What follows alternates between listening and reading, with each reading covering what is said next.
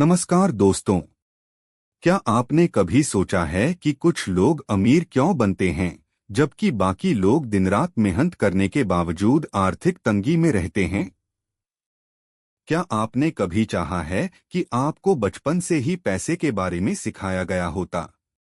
आज हम बात करने जा रहे हैं उस किताब की जिसने दुनिया भर में लाखों लोगों की सोच बदल दी, रिच डैड पुअर डैड, जिसे लिखा है रॉबर्ट कियोसाकी ने। इस वीडियो में आप जानेंगे कि अमीर और गरीब की सोच में क्या फर्क होता है, असली संपत्ति क्या होती है, पैसों को हमारे लिए कैसे काम पर लगाया जाना चाहिए, स्कूल की शिक्षा और वित्तीय शिक्षा का क्या फर्क होता है, और भी बहुत कुछ। तो वीडियो को अंत तक जरूर देखें क्योंकि ये आपकी सोच और जीवन बदल सकता है। पार्ट 1। इस भाग में हम सीखेंगे दो पिताओं की दो सोच के बारे में। रॉबर्ट कियोसाकी के जीवन में दो पिता थे। एक पुअर डैड जो उनके असली पिता थे, हाईली एजुकेटेड, गवर्नमेंट जॉब में, लेकिन हमेशा पैसों की तंगी में रहते, और दूसरे रिच डैड जो उनके दोस्त माइक के पिता थे, जिनकी स्कूली पढ़ाई कम थी लेकिन वे एक सफल बिजनेसमैन और निवेशक थे। इन दोनों की सोच में जमीन आसमान का फर्क था। जैसे कि पुअर डैड का कहना था पैसे के लिए काम करना चाहिए, जबकि रिच डैड का कहना था पैसा तुम्हारे लिए काम करे, ऐसा कुछ करना चाहिए।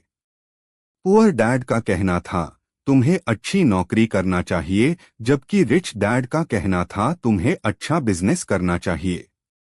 पुअर डैड का कहना था जोखिम से बचना चाहिए, जबकि रिच डैड का कहना था जोखिम को समझो और उसका इस्तेमाल करना चाहिए। पुअर डैड का कहना था मैं यह नहीं खरीद सकता, जबकि रिच डैड का कहना था मैं इसे कैसे खरीद सकता हूँ। पार्ट 2। इस भाग में हम सीखेंगे वित्तीय शिक्षा क्यों जरूरी है। स्कूल हमें पढ़ाई तो सिखाता है लेकिन पैसों की समझ नहीं देता। कियोसाकी कहते हैं कि सिर्फ जॉब करना और तनख्वाह कमाना ही आर्थिक सफलता नहीं है। वित्तीय शिक्षा का मतलब है पैसे का सही उपयोग करना आना चाहिए, निवेश इन्वेस्टमेंट्स को समझना और उसका उपयोग करना आना चाहिए, टैक्स, एसेट्स और लायबिलिटी का फर्क जानना आना चाहिए, पैसा कमाने से ज्यादा उसे कैसे बचाना और बढ़ाना चाहिए ये सीखना चाहिए। पार्ट 3। इस भाग में हम सीखेंगे एसेट यानी संपत्ति बनाम लायबिलिटी यानी दायित्व के बारे में। कई लोग सोचते हैं कि उनका घर ही उनकी सबसे बड़ी संपत्ति एसेट है, लेकिन कियोसाकी इस सोच को चुनौती देते हैं। एसेट संपत्ति जो आपकी जेब में पैसा डालता है, लायबिलिटी दायित्व जो आपकी जेब से पैसा निकालता है।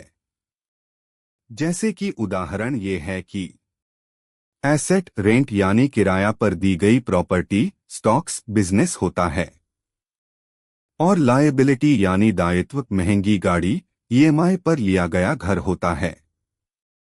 अमीर लोग एसेट्स खरीदते हैं, गरीब और मिडिल क्लास लोग लायबिलिटीज को ही एसेट यानी संपत्ति समझकर खरीदते हैं।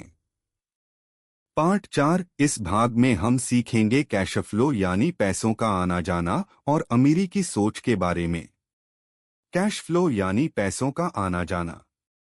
पुअर डैड की सोच थी कि सैलरी, पगार आना, जीवन ठीक ठाक और खर्चे आराम से चल जाएं, फिर इंतजार अगली सैलरी का करे।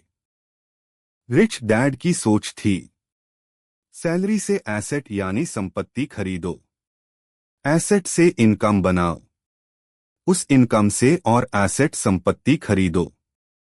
यह एक कैश फ्लो साइकिल बनाता है जो समय के साथ अमीरी की ओर ले जाता है। पार्ट 5। इस भाग में हम सीखेंगे स्कूल की शिक्षा और वित्तीय शिक्षा के बारे में। स्कूल हमें डॉक्टर, इंजीनियर, टीचर बनना सिखाता है लेकिन पैसे की समझ नहीं देता। कियोसाकी बताते हैं कि अच्छी डिग्री होना जरूरी नहीं, बल्कि फाइनेंशियल इंटेलिजेंस होना जरूरी है। शिक्षा दो प्रकार की होती है, एक अकादमिक शिक्षा जो स्कूल देता है। 2 वित्तीय शिक्षा जो जिंदगी सिखाती है या रिच डैड। पार्ट 6। इस भाग में हम सीखेंगे अपने दिमाग को बिजनेस की तरह सोचने की कैसे ट्रेनिंग दें। रॉबर्ट कहते हैं कि पैसा कमाने का असली तरीका है अपने दिमाग को बिजनेस माइंडसेट बनाना। कोई प्रॉब्लम देखो तो उसका समाधान भी सोचो, उस समाधान को प्रोडक्ट या सर्विस में बदलो, लोगों को उसका लाभ दो और पैसा कमा। पार्ट 7। इस भाग में हम सीखेंगे नौकरी से अमीरी कभी नहीं आती। सिर्फ नौकरी से पैसा कमाना आपकी आर्थिक आजादी की गारंटी नहीं है। आज की दुनिया में नौकरी अस्थायी है, लेकिन खर्च हमेशा स्थायी है और हमेशा बढ़ते रहेंगे। जॉब से लिमिटेड इनकम होती है, लेकिन बिजनेस और इन्वेस्टमेंट से इनकम अनलिमिटेड हो सकती है। पार्ट 8। इसमें हम सीखेंगे 6 सबक जो अमीर बनना सिखाएंगे। पहला, अमीर पैसे के लिए काम नहीं करते। सीखिए कि पैसा आपके लिए काम करे। दूसरा, वित्तीय साक्षरता फाइनेंशियल लिटरेसी का ज्ञान होना चाहिए और एसेट लायबिलिटी का फर्क समझिए। तीसरा, अपने बिजनेस की देखभाल अच्छे से करना चाहिए। सेल्फ एम्प्लॉयड नहीं, सिस्टम बनाना चाहिए। चौथा, टैक्स और कंपनी की ताकत समझना चाहिए। कंपनी के नाम पर खर्च और टैक्स सेविंग को जानना आना चाहिए। पांचवा, अमीर लोग पैसा बनाते हैं, वे अवसर खोजते हैं, डरते नहीं। और छठवां, शिक्षा और कार्रवाई करना सीखना चाहिए, लेकिन उसे लागू भी करना चाहिए। पार्ट 9। अब हम सीखेंगे कि हमें अब क्या करना चाहिए। Action steps. हमें अब इन कदमों को उठाना चाहिए। पहला कदम, अपने खर्चों को ट्रैक करें। दूसरा कदम, एसेट यानी संपत्ति और लायबिलिटी यानी दायित्वों की लिस्ट बनाएं। तीसरा कदम, हर महीने एक एसेट बनाने की कोशिश करें। चौथा कदम, नए स्किल्स सीखें, इन्वेस्टिंग, मार्केटिंग, कम्युनिकेशन। और पांचवा कदम, खुद से सवाल पूछें, क्या यह चीज मेरी संपत्ति बढ़ा रही है। Conclusion, rich dad poor dad सिर्फ किताब नहीं है, ये एक सोचने का तरीका है। जो भी इंसान ये समझ गया कि पैसा कैसे काम करता है, वो पैसों का गुलाम नहीं बल्कि पैसे का मालिक बन सकता है।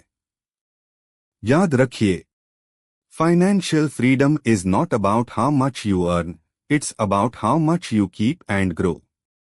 तो दोस्तों, क्या आप रिच डैड की तरह सोचना शुरू कर रहे हैं? अगर हाँ, तो इस वीडियो को लाइक करें, शेयर करें और चैनल को सब्सक्राइब जरूर करें। और कमेंट में लिखिए, मैं पैसे के लिए नहीं, पैसा मेरे लिए काम करेगा। Thanks for watching. निवेश करें खुद पर, सीखें और जीवन बदलें। आपके फाइनेंशियल फ्रीडम की शुरुआत यहीं से होती है।